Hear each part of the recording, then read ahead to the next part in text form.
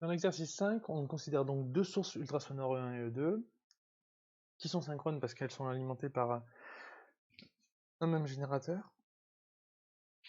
Et on nous dit qu'elles sont émises en phase, les ondes.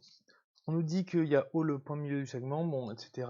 Et qu'on déplace un microphone sur un grand cercle de centre O. Alors, hop. La première chose, c'est qu'on nous demande de dessiner un schéma. C'est pour ça que je suis allé un peu vite sur la description. Le schéma, ça va être celui-ci. Donc,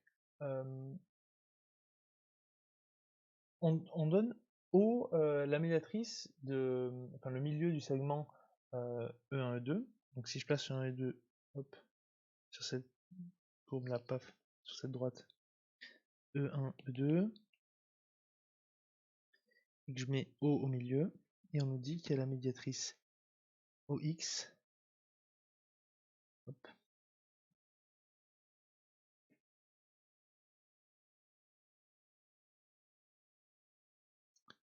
visiblement la médiatrice OX, paf, hop, on est bon. Et on nous dit que donc on déplace un microphone M sur un grand cercle de centre O et de rayon R, et on relève l'évolution en fonction de l'angle θ que fait OM avec l'axe OX. Du coup, si je prends M ici, je sais que là, je vais avoir une distance R, que M décrit un cercle, que là, j'ai un angle θ. Qu'est-ce qu'on me dit de plus? Bah, a priori, c'est à peu près tout. Ok. Et du coup, les ondes qui sont émises par E1 et E2, hop, je vais les représenter comme ceci. Un peu comme des rayons lumineux. Paf. Ok, on nous dit donc faire une figure faisant apparaître les points O, E1, E2 et M pour un petit angle θ, M étant situé du même côté de la bisectrice E2, OX que E2. Et bien, c'est bien simple, on va faire comme ça. Ok, tracer l'arc de cercle de centre M passant par E2. Ok, donc paf. Donc l'arc de cercle de centre M passant par E2. Et on note H son intersection avec la droite E1M qui représente E1H. Donc, on me demande juste un arc de cercle. Hop. J'ai cet arc de cercle là. Et on dit que cette intersection là, c'est H. Que représente E1H? Et alors c'est ça qui est compliqué dans cet exercice et qui fait appel en fait à ce que vous avez vu l'année dernière au lycée. Là, si je zoome ce qui se passe là, en fait, j'ai ça.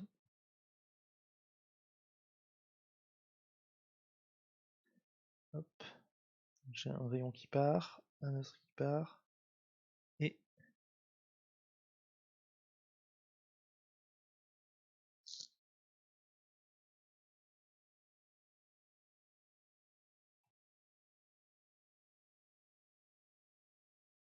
hop. Si je prends l'orthogonal, le projeté orthogonal de E2 sur E1, en fait, il y a à peu près intersection avec le H. Il y a même exactement intersection. Ça, justement, c'est quelque chose que vous verrez l'année prochaine. Vous avez un petit peu vu normalement au lycée, mais on appelle ça, en fait, ce cercle-là, on appelle ça un plan d'onde, et on considère en fait que les ondes qui ont été émises par E2 et E1, bah, elles se propagent à la même vitesse. Et on peut considérer que si elles avaient été émises par M, vu qu'elles se propagent à la même vitesse aussi dans l'autre sens, celles qui arrivent sur le cercle, elles arrivent en même temps ici, et donc on a le projeté orthogonal qui fonctionne ici. Bon, ça c'est quelque chose que vous avez vu, sur lequel on va pas revenir, parce que surtout c'est pas au programme cette année. Si vous vous en souvenez pas de l'année dernière, tant pis. Ce qui nous intéresse, c'est pas d'approfondir ça. Donc là, on retrouve l'angle θ. Ça c'est logique parce que l'angle θ c'est par rapport à OM et OX. Et là, si vous regardez, vous retrouvez cet angle θ qui, bien entendu, hein, si E1 et E2 sont suffisamment petits, est ici. Encore une fois, hein, là je me place dans le cadre de l'exercice. C'est un petit peu simplifié. Tout ça, ça vient du fait qu'on considère que les émetteurs sont distants de 4 cm et que le rayon vaut 0,5 m. Donc cette distance là est très très grande par rapport à cette distance-ci. Là on a 1. Donc on peut approximer ce θ ici. Donc avoir θ là aussi. Donc où je veux en venir là? Je veux en venir au fait que, et c'est pour ça que je dis que ça fait appel à votre cours de terminale, E1H en fait, donc cette distance là, si vous vous rappelez, c'est la différence de marche.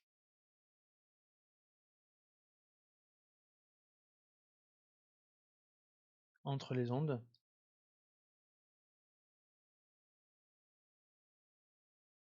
issues de E1 et E2. Voilà. Si vous le voyez pas, si vous le voyez pas là, c'est pas très grave, de toute façon ça tombera pas cette année et l'année prochaine vous le reverrez en cours. Là c'est vraiment pour donner un contexte. Donc c'est la différence de marge et je vous rappelle c'est ça qui fait qu'il va y avoir interférence ou non.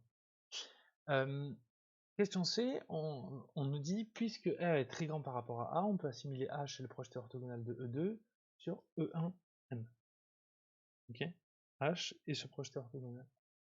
En déduire une expression du déphasage entre les ondes reçues en M en fonction de θ, A et lambda. Donc, d'après ce que j'ai dit, vu qu'on retrouve θ ici, ben on peut se placer dans le triangle E1, E2, H, rectangle en H, et dire que, vu qu'on a un A ici, E1H, c'est égal à A sinus θ. Ainsi, le déphasage qui est donné par delta sur lambda fois 2pi, donc 2pi fois la différence de marge divisé par lambda, c'est égal ici à, donc ça c'est égal à delta, A sinus θ 2pi sur lambda. Ok, on a bien du θ, du A, du lambda, on est ok.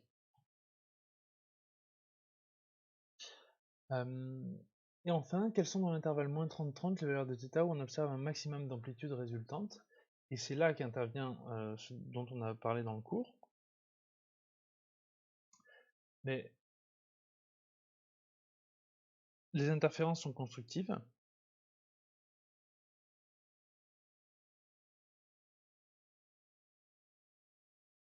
Lorsque delta phi est un multiple de 2pi.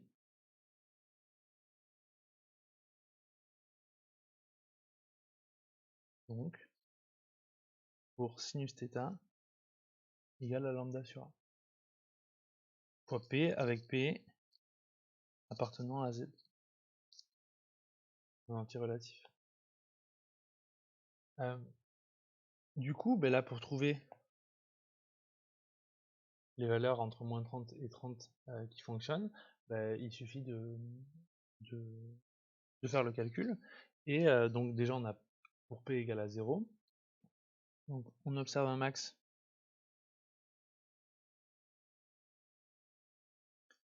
d'amplitude pour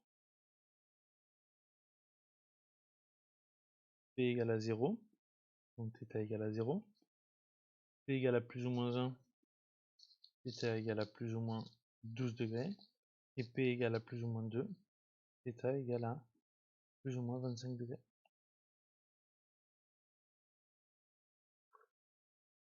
Ensuite on nous dit, petit 2, sur l'intervalle d'étude précédent, quelles sont les positions où un minimum d'amplitude est attendu? Le minimum d'amplitude, c'est lorsque les interférences sont destructives. Donc interférence destructive,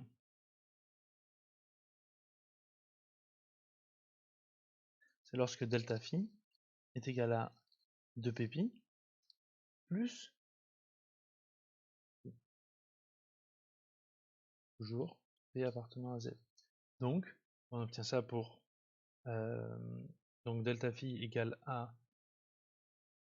plus ou moins pi, qui nous donne θ égale à 6 degrés, ou delta phi égale à 3 ou moins 3π. Et ça nous fait un θ égal à plus ou moins 19 degrés.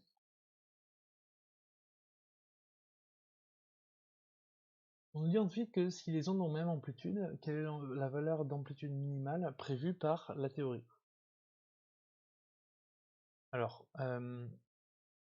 ça, je vous rappelle que dans le cours, ce qu'on a vu, c'est que si elles ont même amplitude, on peut, enfin, s'ils n'ont pas même amplitude, on va avoir une amplitude minimale qui sera de cette forme-là. Donc, ça.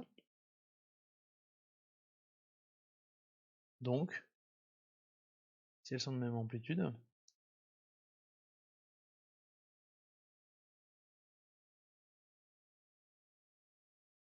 min égale à 0. Ensuite, on nous demande quels défauts peuvent expliquer un écart entre prévision et observation. Quels défauts peuvent expliquer un écart entre prévision et observation? Bon, en réalité, déjà, il peut y avoir un écart d'amplitude, tout simplement, hein, ça peut ne pas être rigoureusement le même. Il peut y avoir une présence d'ondes parasites, par exemple une réflexion, ouais, une réflexion par exemple sur les ailleurs des ondes issues de 1 et 2. Qu'est-ce qu'on peut avoir d'autre? On peut avoir de la diffraction, des défauts liés à la taille de l'observateur, liés à la taille du récepteur. Et du coup, on peut avoir un problème de diffraction ou un problème de précision de l'observation à l'aide du récepteur. Voilà. Donc ça peut modifier un petit peu les observations qu'on va faire. Question 3, inversion de phase. On nous dit qu'on peut inverser le signal émis par l'un des émetteurs, ce qui revient à le déphaser de π. Alors, petit a, quel est l'état d'interférence sur l'axe OX? Ok.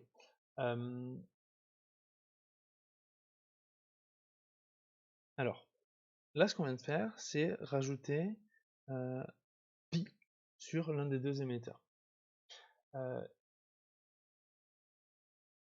Sur l'axe OX, d'habitude, vu que c'est la médiatrice de 1 et 2, les ondes sont toujours en phase et elles parcourent exactement le même chemin, la différence de marche est censée être nulle. Donc là, on rajoute π, donc on impose une opposition de phase sur l'axe OX. Donc sans décalage, donc sans inversion de phase, les signaux sont en phase sur cet axe.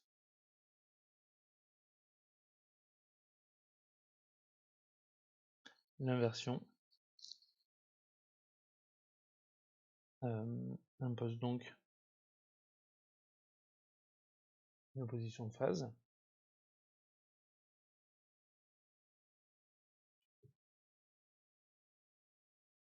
Du coup, l'état d'interférence, c'est des interférences destructives.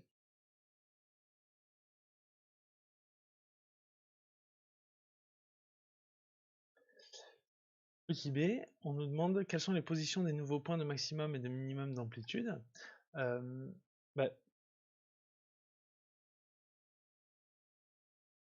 L'ajout de π intervertit en fait uniquement les positions des max et minimum d'amplitude.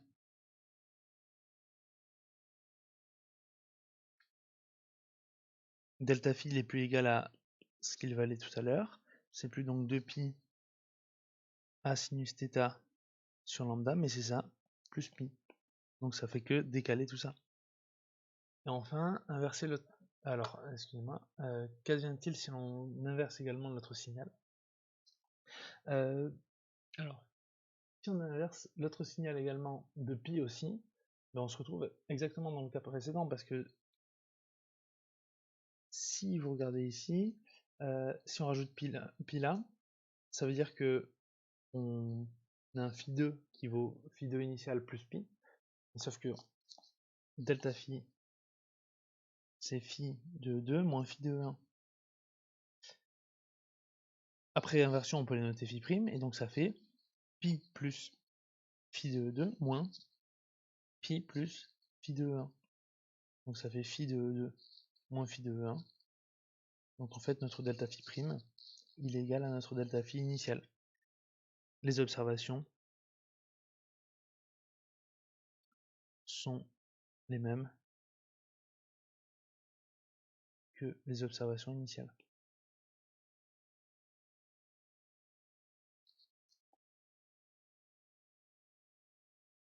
Voilà pour cet exercice. Alors l'objectif de l'exercice, c'était vraiment de travailler tout simplement sur la base des interférences, revenir un petit peu sur des choses que vous aviez déjà vues et réutiliser un petit peu les outils que vous avez introduits. Mais globalement, bon, c'est pas fondamental cette année, donc c'est pour ça qu'il y a eu juste un petit exercice, voilà, qu'on a corrigé, c'est fait.